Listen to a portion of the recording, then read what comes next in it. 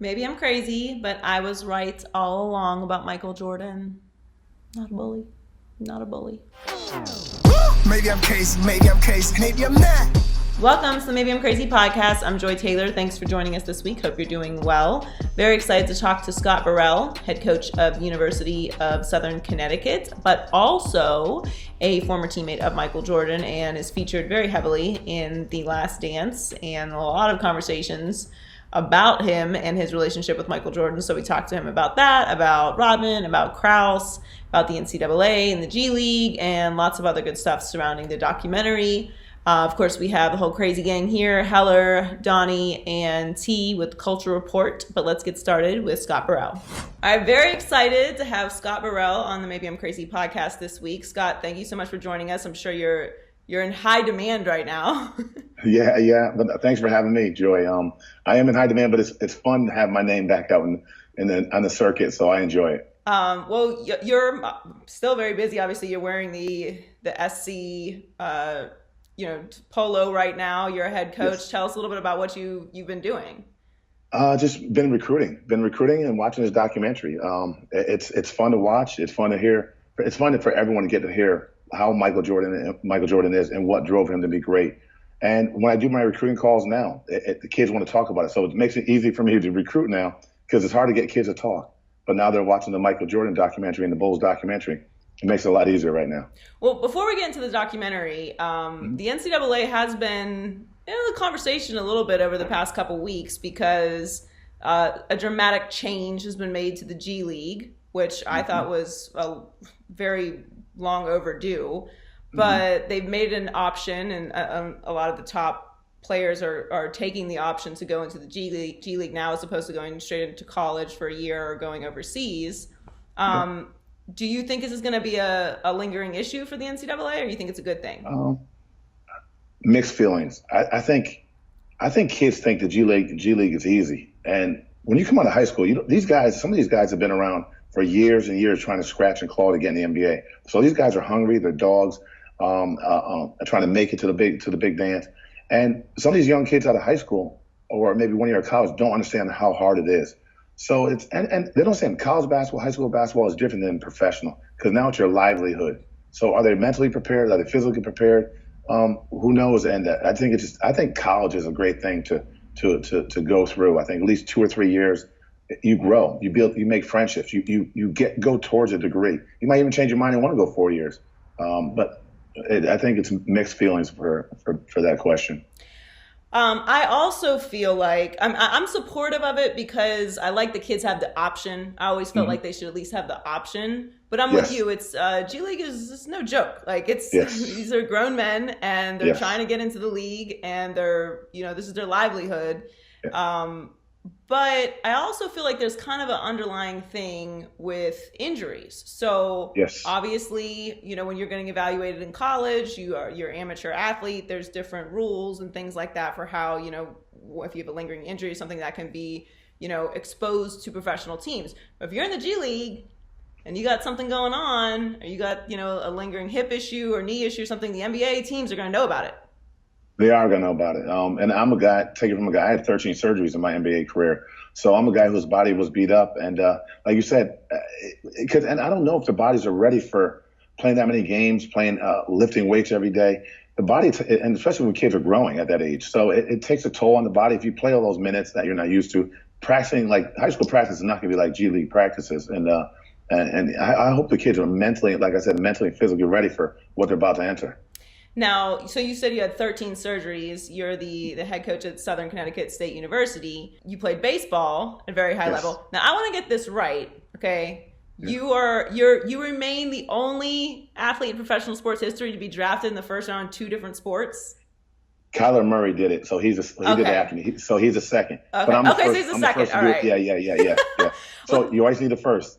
Right. Well, I mean, so do you think that because I always feel like I played a bunch of sports in high school. I played basketball and track and volleyball and soccer, and then eventually ran track in college. But I was lucky to never have any major injuries until I was an adult and still thought I could play soccer and tore my ACL, which is another story.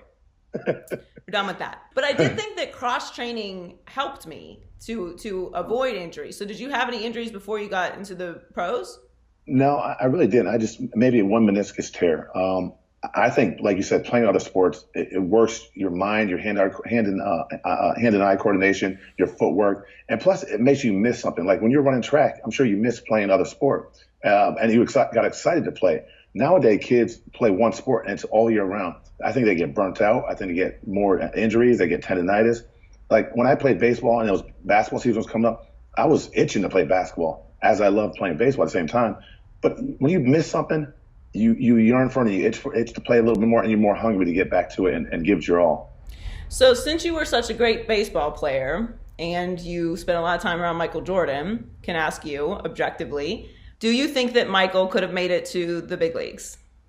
I think he had a good chance. I mean, I didn't watching the documentary. I didn't know he had a 13-game hitting streak, batted 202. I didn't know all these stats. I mean, that's pretty good for someone who hasn't played baseball in 12 years. I mean, some of these guys are lifetime baseball players, learn the ins and outs of baseball. He was just learning it over again after taking a long hiatus. But think about it. MJ is so determined and so fixated on making and being great. I think he would have found a way to make it to the big leagues. He might have been 50, but he would have found a way to make it to the big leagues. Well, also, I feel like, if it comes down to another prospect that's right on the cusp there and you're about to bring him up and it's like between him and Michael, it's like, I can't decide. I think Michael's probably going to get the nod. I think the tickets will be sold out. The stadiums will be sold out if Michael Jordan was in the big league. So he would have had a chance, definitely. So I talked a lot about you on my podcast last week because a big conversation about episodes 7 and 8 concerning Michael was that he was very hard on his teammates, and particularly he was very hard on you. Which is at least how it was portrayed in the documentary. So I defended Michael that I said he wasn't, people were calling him a bully. And I think that the word bully should not be thrown around flippantly because I don't think that it applies. I think the environment that you're in makes that word valid or not. So do you feel like Michael Jordan was a bully? No, not at all. I think Michael Jordan knew I needed more structure. Well, first of all, he saw me as a player that I could be better than I was, which I take that as an honor and I respect. So when the best player in the world, the best player ever played, is pushing you, and he never pushed you physically. He talked to you, he talks junk to you, but that's part of everyday basketball. When he's pushing you and making you feel uncomfortable, that's what I needed and that's what I liked. I needed to be better. I needed to be challenged, and that man MJ brought it to me every day, and I loved. Like, there's not a day I went to practice like, damn, here we go. I got to face Michael Jordan again. He's going to talk to us. I loved it. And everyone on the team loved it, and they thrived off it. And we all needed that, and we all got better off it. And the word bully, like you said, it's thrown around way too easily. But you know what? People love controversy, and some people want to take that angle of he was a bully towards us. I don't think he was a bully. I think he was a tough love player that knew how to get people better. And if you didn't get better or didn't want to be there, go ahead, ask to be traded. You can leave. I mean, that wasn't for you then, but I loved it. Do you think there was anything that was misrepresented in the documentary? No, I not that I can remember, but because he explained everything, why he's the way he is, what his passion for winning. I think people don't understand. One thing they don't understand is people weren't playing the Bulls to beat the Bulls. They were coming to beat Michael Jordan, the best player to ever play basketball. So that's why he came at us so hard, because he knew he needed us to be ready for our opportunity when it was called upon us. And he pushed us to be prepared, whatever opponent, whatever was thrown at us, to step up and do our jobs. And now I think if he wasn't as hard as he was and let us be lax like so many other players and so many other teams, we wouldn't have been prepared for the situation we were going to put ourselves, we were going to be in as that season went on. So kind of the emerged villain of the documentary is Jerry Krause, which I have lots of opinions on. I think that if my opinion on GMs and any front office person is that you weren't famous before you were a GM. I really don't care to know who you are now. Like, you're just kind of one of those figures that should make a lot of really important decisions, but mostly like not be heard from. And I don't need to know you. And it seems like Krause really wanted a lot of the credit for what you guys were doing. So was it fair to him, or was it? I think it goes both ways. I think Krause did an unbelievable job assembling a team of great camaraderie, high IQ, competitive guys that knew their roles. Because you could have a lot of players you could have brought them into that team that could have messed the chemistry of that team up. But I think he did a great job assembling of it. But I also think he's working for somebody else. So everybody puts it on Jerry, but Jerry's getting orders from another Jerry, and it gets passed down. So I mean, it got put on him a lot. A lot of the negative things got put on him, but I'm sure he was just doing what his boss was telling him to do. And I feel bad for Scotty. I mean, he played underpaid. Well, MJ too, before he got 2 last contracts. Those guys got paid. They were underpaid for so long, and your body takes a pounding, and you want to get paid for what you're worth. And I feel bad that he never did. And the comment that MJ made about guys coming back for 1 year, I don't think Scotty would have came back for 1 year. If you paid him $100 million, he might have came back. But the Bulls weren't going to pay him. They didn't pay him more than $20 million. They weren't going to pay him $100 million for 1 year. So I think it would have been tough for that team to come back another year. But I think I see Jerry's side, but I also see, obviously, I see the player side more than the management side because we're the ones out there doing the work. But he did a great job putting the team together. But that team was an awesome team to play with, and they played no matter what the problems were. Their one goal was to win a championship. Every time they stepped on the court, and they didn't let any distractions get in the back of their minds to deter them from winning the championship. I think that's one of the most remarkable parts of all of it is, and no disrespect to players today, but I do think it's a different culture, and everywhere. Everywhere is a different culture, but in the NBA, it's much more star-centric, and yeah, I mean, I can't even imagine a GM coming out and saying that you could win 82 games and you're still getting fired. It would be mayhem in the streets. Like, people would be losing their collective minds. So the fact that you guys played through all of that with the pressure of another three-peat, knowing that this might be Michael Jordan's last year in the league, like, how did you guys keep it all together? Camaraderie and focus on one thing. I think Phil did a great job of coaching personalities, letting guys understand what their roles were. Well, knowing your role was pretty easy on that team because you had 3 stars, so everybody else had to fill in around them. But the guys just liked playing with each other. I mean, Dennis, people see Dennis as a guy who liked to party. But when Dennis was on that court, Dennis was all business. And obviously, Michael and Scotty were all business. But we had one goal, and to play for each other and win every night and do your job the best of your ability whenever your name was called or your job was called upon to be the best. So it's interesting you say role, because one of the things that I think is super important to a successful or championship team is that very concept that when I see teams struggle today, that like they have all this talent, like why can't they figure it out? I feel like it has a lot to do with players don't want to buy into the role, because it sounds like a bad thing, like, oh, I'm a role player. But like, in fact, if you don't have strong role players, you won't win a championship. 100% true. And I think it's a different way. I think people's brands get in the way of, and egos get in the way of just winning games. But it's a different era. Like you said, people want to get their name out there more. How important is it to win a championship? Or is it more important to get your name out there and your brand out there? And if you're not scoring points in this day and age, people think you're bad. And then people think like we're bad because we didn't score 20 points a game when we played, but that wasn't our job. We've done it on occasions when we're called upon it, but that wasn't our job. We just did our roles. But it's totally different. Guys will not play the same way that we did back in the day for the betterment of the team, I think. So, I mean, everyone always asks, obviously, could Jordan play today? And I don't really know what that conversation is, but... Oh, you know that conversation. I mean, look, I'm a Michael Jordan zealot. I have a giant, I was raised on Michael Jordan. I love Michael Jordan. Yeah. I worship Michael Jordan. And I do think he could play today, but I don't think that it's hard to move the needle like that. Like, could Kevin Durant play in your era? Not personality wise, but like he's 7 foot and he can rise up and shoot, but like, could he handle the physicality? Like there's so many differences in the culture, in the personality of the league, in the rules of the league. So do you think that conversation's even fair to have?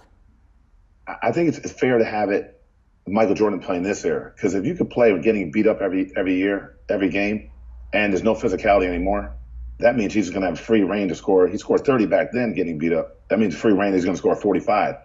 It's hard to say how like Kevin Durant would play getting beat up back in that day and LeBron getting beat up in that day. But to say if guys could play in that era back then and play now, yeah, because the game is wide open now. I mean, a lot of people, that's why so many people who you don't think can make it in the NBA make it now, because this era is so different, so wide open. If you make shots, you can play somewhere in the NBA today. So obviously we're in the media, so we have this GOAT conversation ad nauseum every single day. I am firmly in the camp that Michael Jordan is the greatest to ever play. But do you think that there's anything LeBron could ever do to surpass him, or do you think that LeBron has surpassed him? I'm guessing no. I think MJ is the best player to ever play, and to be honest, I think LeBron's up against a wall that keeps moving on him. He can do everything possible, and he still won't be known as the best player. Because number one, I just think MJ changed the game. Bird and Magic changed it, but I think MJ brought it to the next level. And just playing with the physicality that he had to play through to break through, to win championships. It's totally different than it is now. And I think LeBron's legacy was helped by Ray Allen hitting that three-pointer in Miami, too. So, I mean, trust me, I love watching LeBron play. I think he's a great player. But he was helped a lot. I mean, people say Scottie helped Michael. Yeah, but that wasn't assembled by friendships and stuff like that and whatever you want to call collusion on players. It was called because management made the right deals, and it just worked out that guys bought into the system. So I think LeBron's wall will always keep moving on him, but I think he's an awesome player. But I still love Kobe, maybe ahead of him too. So I always ask people, if you want someone to make the last bucket, are you having LeBron, Kobe, or MJ? And everybody will say, I'll have MJ first, Kobe second, then LeBron. So how do you put those guys? How do you put LeBron ahead of them? If you, that's the argument I have with my players all the time. So well, I think the Kobe argument is, I think the reason why people don't think of Kobe in that space a lot of times is because he was so similar to Michael, but we all consider Michael to be better. Whereas LeBron is such a different player than Michael entirely. So it's like easier to contrast, I guess. Yeah. I mean, good point. He did pattern his game after MJ, but I still want the ball in his hands when I need the bucket if I didn't have MJ. Absolutely. So, the mama. Do you think it's funny that you mentioned that he's up against the wall, because Michael does have this mythology. And, we're talking about like how, busy you are and like people loving this and everything. And we do, like, it's been an incredible experience in this time, go through all of this together. And so the finish line kind of keeps moving for LeBron, but is the mythology of Michael, because you spent time with him and you won that championship with him, and you're a part of this incredible history, like not just sports history, like culture, the world, like you guys that team affected the entire world. Is it fair, like the mythology that we put on Michael? Well, it's not really fair, but at the same time, we watched him in that documentary, and like as great as we thought he was, we all put him on another pedestal because he was just so honest, and like to hear him say what motivated him. Little things motivate him. Someone didn't say hi to him in a restaurant.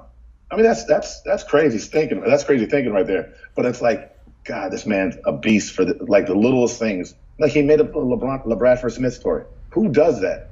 But he was so great. He needed something to be greater. And you're like, wow, this man. It's like, if you can't see this man being the best player or the best guy to play the game for the reason of his ability, just his mindset and the reason why he had to make himself even better. You're like, wow, this guy's amazing. So I think we put him on another pedestal, even bigger, after watching the documentary.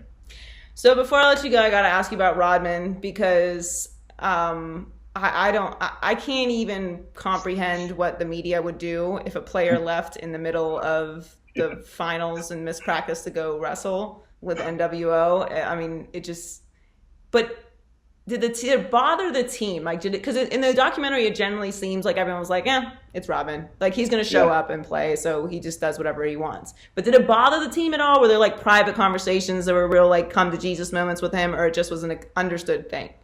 The only time that, like, he did it throughout the season. He'd miss practice every now and then, and no one cared. The only time it was a problem, but it never went throughout the team. It was between Coach Phil and Dennis. Obviously, he was mad about him not being at practice during the finals, and they settled it, and whatever they did, fined him whatever they did. After that, no one even thought about it, because that team was focused on just winning games. And Dennis missed every now and then during the season, and when he came back, he did extra cardio, he lifted weights, and he was right on top of his game again. And Dennis was a freak athlete, and he did his job and prepared himself like a professional. He just had some days he just needed to take off, and everybody accepted it. And I promise you, no one even, like, I didn't even know he went to Vegas until I watched the documentary. So no one knew I just did my job and focused on what I had to do. I'm sure some guys on the team didn't know either. And he had a fun bus. He would go out on the fun bus every now and then. And he missed practice, but guys just worried about doing their job to be great, to make that team better. That's amazing. Yeah, it really is. But you know, also social media wasn't around then too, right. to blow things out of proportion and make it bigger than it was. So we were lucky to play when there was no social media. Man, I can't even imagine.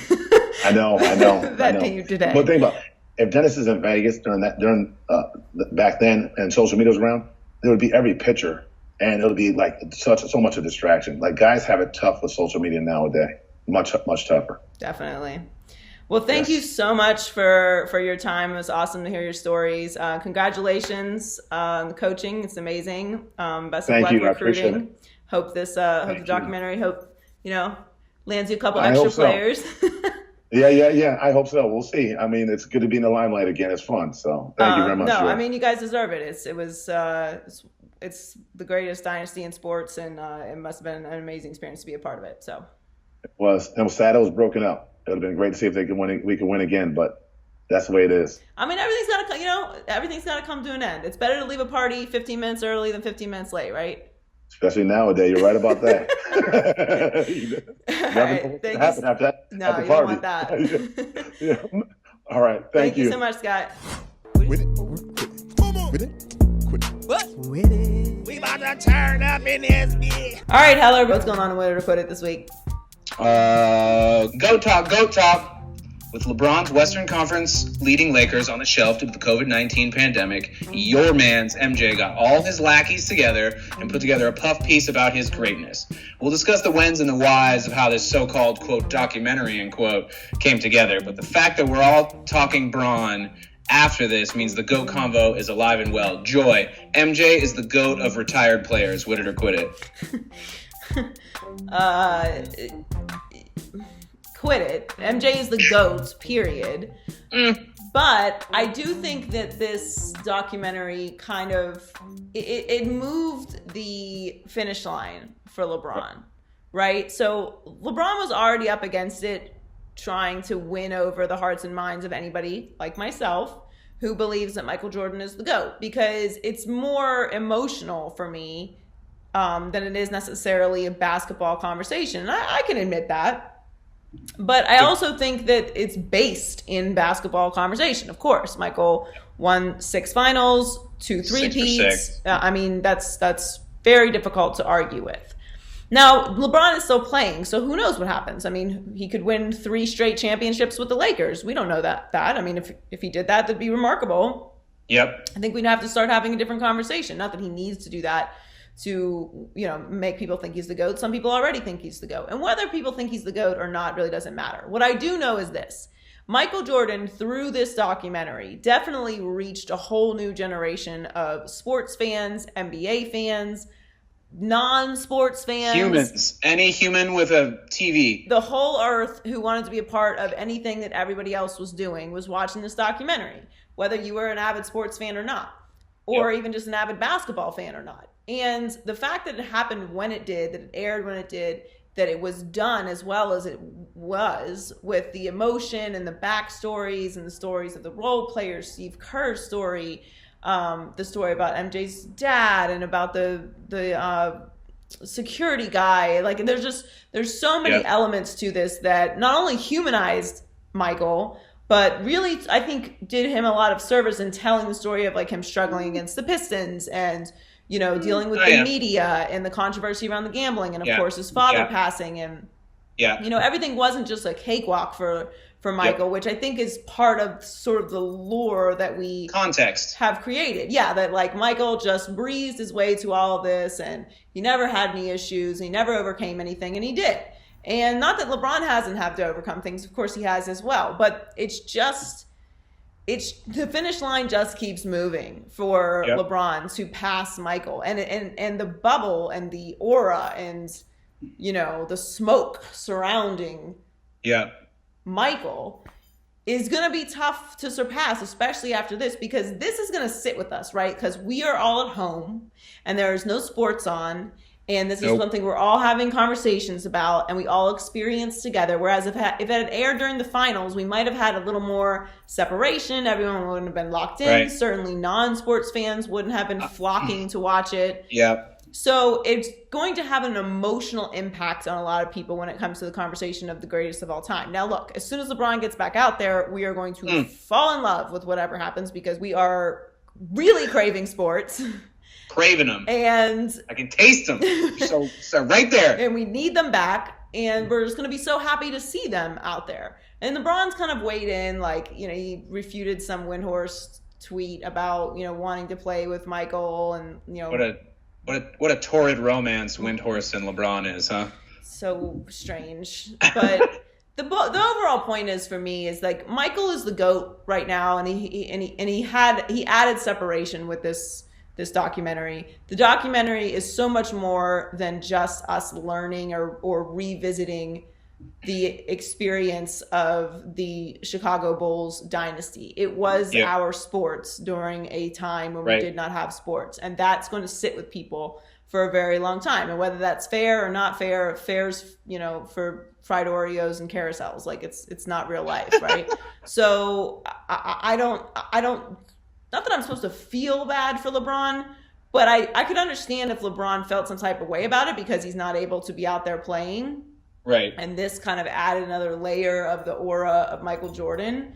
But I don't think that it's unfair to admit that Michael Jordan just has a star factor and a energy about him that permeates through everything that he does, that crosses over generations. The impact of whatever it is that God sprinkled extra on Michael Jordan, right, it doesn't go away. And the scene at the end of the documentary with the Pearl Jam and looking out across the ocean with the cigar. I mean, like the ending story of Phil Jackson, and he writes a poem and it's burning. It's like, I mean, you can't beat that. Come on. I mean, what are you going to do? Give LeBron and what's the name of his production company? Something Hill. Give Bron and those dudes in Mav 10 years of documentary practice plus a bunch more Laker footage, and they're going to make one hell of a documentary. Here's your 10 parts. I got 23 for you. I don't want to watch a 23-part documentary, but I will say my only pushback on that is that what people are ignoring about this documentary is the fact that they had the footage to begin with. Like, people are not really paying attention to that. The access, like the footage, is what made it. You can't go back and get footage like that. Right. Like the fact that we have footage of these practices, that we have footage of the inside of the Bulls locker room, that we have footage of Michael with these security guards playing quarters, like it's impossible. It's a documentary maker's dream to be able to even have this footage exists is crazy. So all of, everyone talking about like, oh, would you like to see a last dance about this team or that team? Like, sure, great. Is there footage of that? Because if there's no footage, it's not even worth having a conversation about. It's not going to be the same. Dudes are going to know now, though, in that last year or when they think the time is right to bring that camera crew in and fight through it. I'm super glad the Warriors didn't. Apparently they had an opportunity the last year with KD and they said no. And I'm super thankful that happened because that would have been an S show. Squares. All right, what's next? The LA Chargers have somewhat emerged as the latest likely landing spot for one Cameron Newton. The thing is, Anthony Lynn gave some wishy-washy quotes on Cam's future in the league, so it doesn't seem Superman is going to get his Hollywood ending. There's another city, though, Joy, that you know pretty well, with an older QB returning from an injury and a bout of O'Beard City, that would be the perfect landing spot for the Man of Steel, Joy. The Steelers should sign Cam Newton. Win it or quit it. Win it. And I like that Man of Steel line. Very clever. Thank you. Yes. So it's looking like he's not going to come to the Chargers after all. Anthony Lynn's saying he really likes his room of Justin Herbert, Tyrod Taylor, and I believe his name is Easton Smith. No, it's, it's Easton something. Is it Easton Smith? Easton Stick. Easton Stick. Easton Stick. All right. And Anthony Lynn said that about his quarterback room before they got Herbert, too. So I think he just says that maybe when he has quarterbacks. Well, here's the thing. I don't know much about Easton, but I think the deal is they didn't want to bring in Cam Newton because if you bring in Cam Newton, what's the point of Tyrod Taylor? Like, Right. Cam is better than Tyrod, and Tyrod deserves that spot. You feel comfortable with Tyrod. He knows your system. He's been with you. He's in the building. It doesn't really make a whole lot of sense. But I never thought this really did make sense unless you weren't going to take Justin Herbert. But you took Justin Herbert, who will be the future of your franchise. You have Tyrod Taylor, and you've got Easton. So, you know what I mean? He's right. He does have a full quarterback room. Makes sense. Where I don't understand, I continue to say this, and I will continue to say this until I understand what's going on in Pittsburgh, is why they don't have a veteran backup quarterback. Now, we had big news this week, a revelation, okay? Ben Roethlisberger shaved his beard, so he's back to looking normal again, and he's apparently throwing, some passes to some guys, including Juju Smith-Schuster, who declared that Ben is back. And apparently the whole reason for the monstrous beard was he wasn't going to shave his beard until he was able to throw to his teammates again. So, okay. Oh, I can't. The listeners can't hear me rolling my eyes, but I'm rolling my eyes. Oh.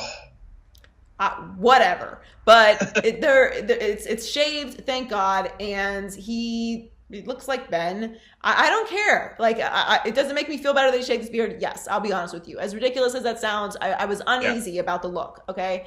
And especially when we've got 10,000 things to say about everybody else's looks, but Ben Roethlisberger can walk around looking like he hasn't seen the sunlight in 45 days. It's time to have that conversation. Bomber. He looks crazy. So here we are, but we still got Mason Rudolph and Duck Hodges, and that doesn't do it for me. And again, I do not understand what for real. It's not going to be in the basket, so it's coming somewhere. I don't understand what their goal is. I don't understand what the purpose is. We've seen Mason Rudolph and Duck Hodges; they are not good. If something happens with Ben this year, which is entirely possible, why would you not want a reliable backup quarterback like Cam Newton? And I don't want to hear about his injuries. He's going to be healthy by the time the season starts. No one in Pittsburgh is going to want to turn the team over to Cam Newton just because he's there, even if Ben plays bad. There's literally zero loss in this situation. You can get him for a reasonable amount, have a solid, reliable backup quarterback if Ben isn't back to what he needs to be. And you don't have to turn the team over to him. He can be gone next year to wherever needs a starting quarterback. Yep. He's going to be in a solid franchise, a good situation. I don't get it. I don't get what the Steelers are doing. Forget what happened with the Chargers. That's nonsense. That's not the right place for him. They need to sign Cam Newton. It's no longer like I think they should. They need to. Listen to me. Listen to Joy, guys. Listen to her. She's got good stuff to say. Listen right now. Listen. All right? Listen, okay? I'm sprinkling the Turtle Creek water on you. You don't know what that means. But you don't Turtle Creek? You don't want to go swimming in Turtle Creek. You don't really want to go in any of the river. Just stay on the boat. But the point is, River Stadium. Anyway. Yeah, I mean people go out on boats, but like it's not really for swimming water. Not swimming. It's not for swimming. Anyway, and they're not at Three Rivers anymore. They're at Heinz Field, but there are still three rivers flowing through the city. The point is, sign Cam Newton, stop playing around. Mason Rudolph and Duck Hodges are not it, and you need a backup quarterback. I don't care how great Ben looks. It's not about what Ben looks like now. It's about if something goes wrong. Right. And it's clear that this situation with COVID and Cam coming back from the injury has limited teams' interest in him just because they can't get him in the building. But you can't, if you're still have an ailing Liz Frank injury, you can't play beach volleyball with Josh Norman's whole family. So that made me feel pretty good about that. You also can't do all the workouts he's doing if you have a bad shoulder. As a matter of fact, I've been doing shoulder stabilization exercises I learned from Cam Newton on IG. So I think he's healthy. I think he's ready to go. I think once they know if the season's going to happen, they'll get him in there. They'll get him in somewhere. Hopefully it's with Pittsburgh. I think you're making a great point. I just want to see Cam play, Joy. I just want to see him play. He's amazing. He's awesome. Mike Tomlin is the perfect coach for him, I think, in this instance. Let's see it. He plays a similar game to Ben. I know Ben doesn't run, but they're both big guys who move well enough in the pocket and can shed a hit. Like, you don't have to revolutionize the offense. Just bring him in. He's better than half of the quarterbacks in the league right now. Like, don't tell Jimmy G, but I think Cam Newton's better, and Jimmy G is the quarterback of the team I like. So I just want to see dude on the field. And in the locker room, walking in with the suits and the hats and the He might cut back on that this year. Who knows? I mean, I hope he doesn't, because don't change. But he might cut back on it this year. But yeah, I mean, I thought they should have signed Jameis Winston. And you see what the Saints are doing. You see what the Saints are doing. So yeah, it's the right place for him. And we're gonna have a season. And I don't think that we're going to see Cam on the field this year, at least as a starter, unless there's a major injury and he happens to be in the right place. Right. But we will see him again the year afterwards. He is going to be a starting quarterback, and I can't wait to rub it in everyone's face when I'm right about it. I just can't wait. Yeah, it's crazy that he needs to take the Teddy Bridgewater route to get back, because Teddy Bridgewater never reached the heights he reached, but that's where we're at, and that's what he's going to have to do. That's what the market is. All right, what up, Donnie? What's going on? High key, low key. What's up? What's up? All right. High key, a recent poll found NBA fans overwhelmingly favoring Michael Jordan over LeBron James in every proposed category, including who'd be a better drinking partner. Low key, I feel like this is a case of recency bias, which Google defines as the tendency to remember the most recently presented information best. What do you think about that? Low key, I think you're right on the recency bias thing. And Okay. Definitions are always super fun to emphasize how right we are about something. Yeah. Just given the facts. This is what that word means. Because, I mean, not everybody else. Factually correct.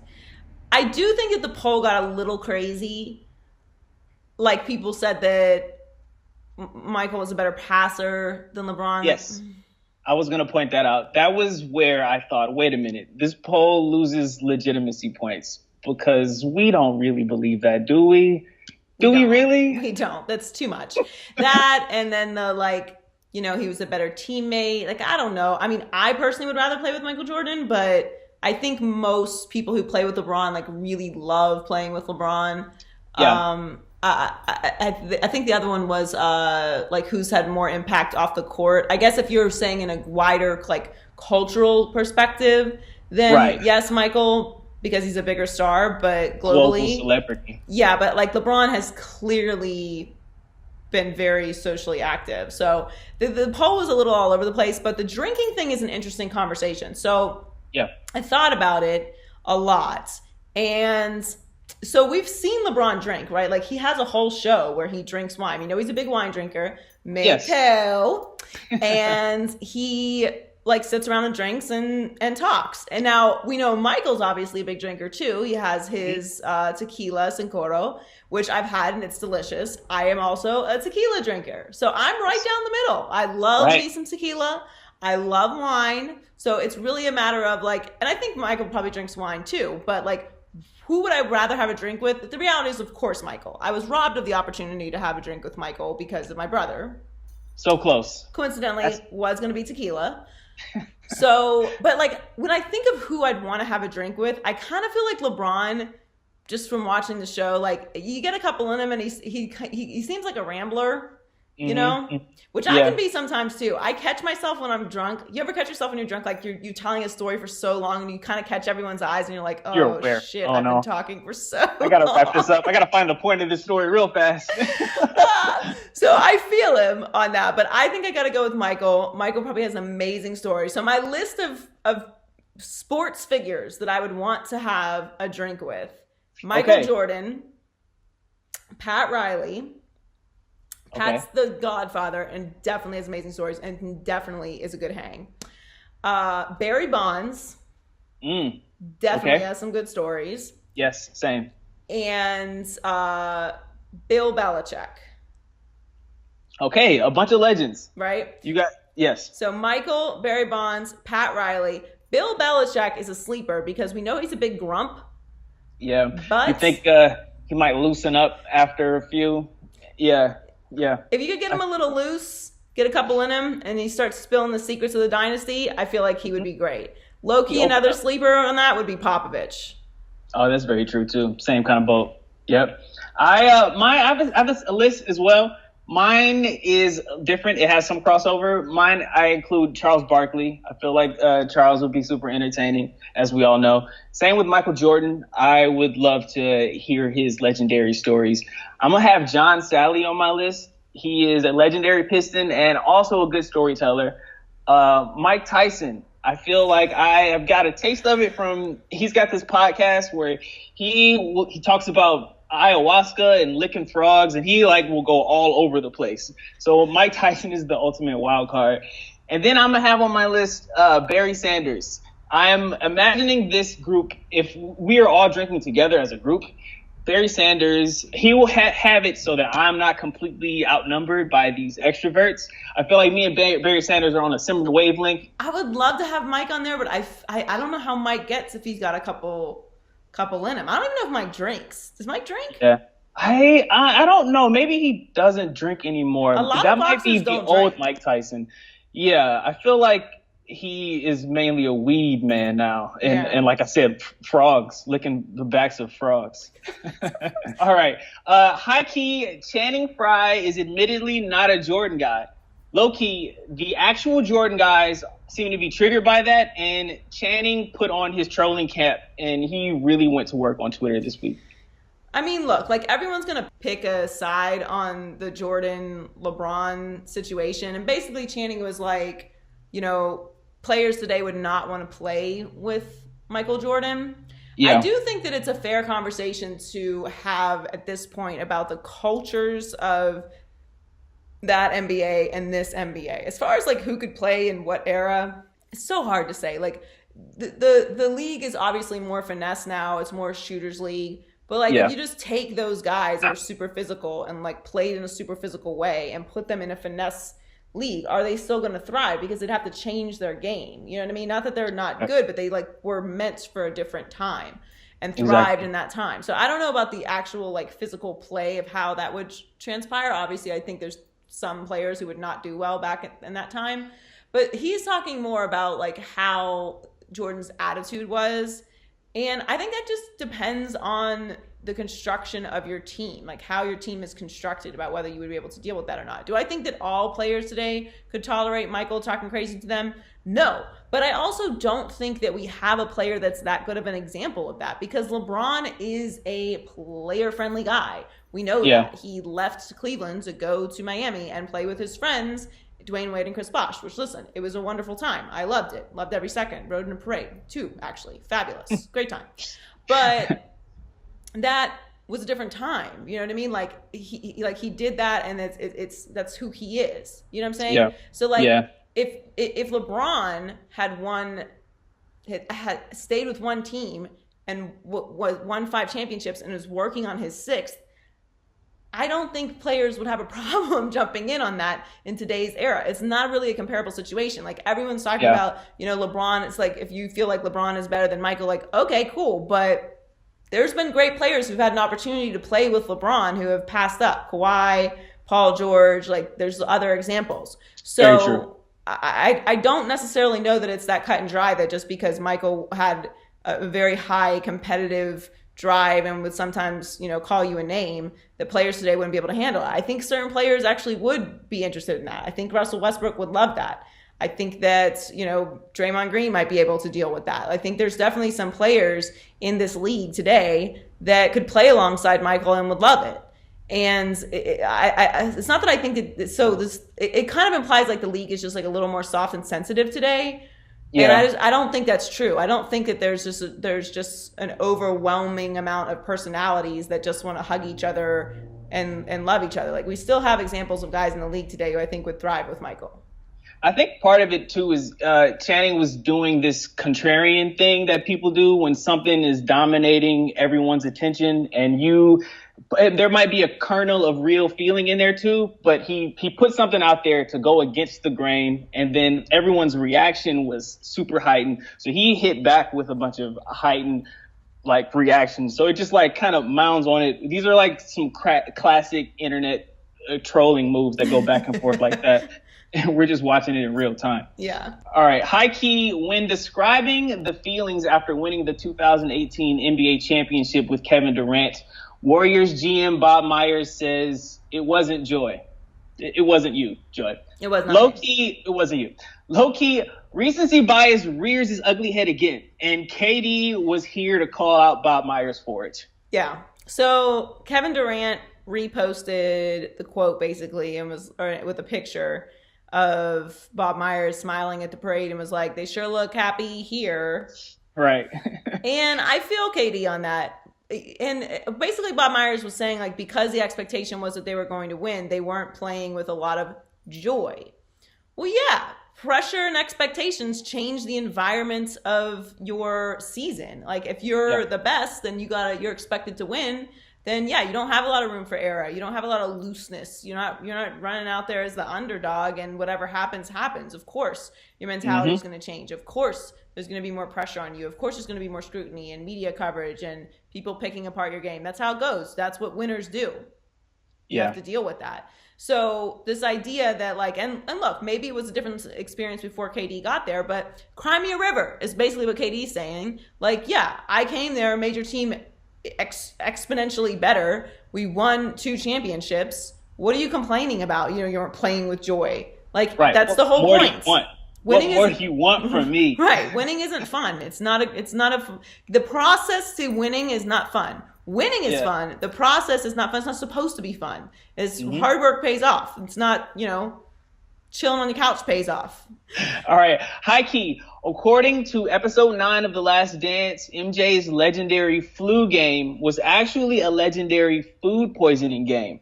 Low-key, a former Pizza Hut employee who claims to have made and delivered the food in question is calling bullshit on the poisoning. Who do you trust, Joy? Well, we actually had him on the herd today, the guy who delivered the pizza. Now, again, this was 1998, so that's over 20 years ago, right? Quick maths, yeah. So, I mean, I don't know how much you remember from over 20 years ago, but it's a little foggy. Bits and pieces. I got stuff, but the key details, not a lot. You might leave a few details out. I'm not saying I don't believe him, because he's saying he's a Bulls fan. His son, he named his son after Michael Jordan. He was a huge, he's not a Bulls fan. He was a Michael Jordan fan, but like kind of Utah because he lived there, but like also liked the Bulls, So he's a little wishy-washy on his alliances, but it was pretty obvious that he wasn't like out. He seemed like a nice Utah man, he wasn't out to destroy Michael Jordan. Yeah. Now, that's not to say that he didn't take his eyes off that pizza for a second and something else happened. Clearly, Michael Jordan had food poisoning, and here's why. Now, listen, if you know me well, I'm a huge conspiracy theorist. I don't let it consume my life, but I definitely don't believe everything I'm told. However, if you just look at this situation, it's pretty obvious he had food poisoning. First of all, if you've ever had food poisoning before, it's a nightmare. It's the worst experience of your life. There's nothing that comes close to it. Okay, other than something that literally gets you in the hospital. But other than hospital, other than actual hospital experiences, it's the worst thing you can go through at home. So you're throwing up, you have diarrhea, you have unbelievable body cramps, sweats, chills. It's horrible. Yes. But it lasts for a day, maybe 2, and then you're a little dehydrated. You're kind of under the weather, but you're good. You know what I'm saying? You're gonna be all right. It's a quick bounce back. The flu is not a quick bounce back. It doesn't hit like that, and it doesn't go away like that. Like, it's just, it's not that quick of a transition. It's a process. It's going to be a little more time. Okay? So there's no way he had the flu. Like, he was just chilling, and then all of a sudden, boom, he had the flu an hour after eating a pizza. It doesn't make sense. Yeah, that's true. That's not how the flu works. And the other theory that's being floated out there is that he was hungover. That would have had to have been a mega hangover. I have drank a lot of alcohol in my day, all right? One time I am not getting so drunk that I am visibly hungover and dying is before a finals game, okay? Yes. Michael's not new. He's been drinking a long time at this point. He knows how much to drink, okay? He's got all of his trainers and guys around him. I'm sure someone would have been like, hey, Mike, slow down. Slow down a little bit, okay? Also, it's Utah, where you can't find alcohol anywhere. It's a completely dry space. Okay? These are key details. Yes. So, like, the idea that, like, the amount that he would have to drink to even get that drunk, and then the desire to be that drunk, that you are that hungover, that an IV and fluids and giant hamburger, like, could not at least get you in a space where you're functioning. I mean, he was falling apart. It was not hungover. It was clearly food poisoning. Whether someone did it on purpose or not is the real question, but I believe the food poisoning story 100%. Hi, T. Hi. Oh, you look so pretty, lady in red. What's going on? What's going on in the Culture Report this week? We're getting more of Elle Woods. So Legally Blonde 3 is back, and I'm so here for it. I love Reese Witherspoon. She's super talented and one of my favorite actresses. So looking forward to Legally Blonde 3. Definitely enjoyed the first 2. So I for sure want all the original cast members. Like I want Emmett to come back. I want Paulette to come back. Are you here for another Legally Blonde? I am, and I saw that Mindy Kaling is writing it. She is. I love this idea. I was so excited when I saw that she was going to be the writer on it.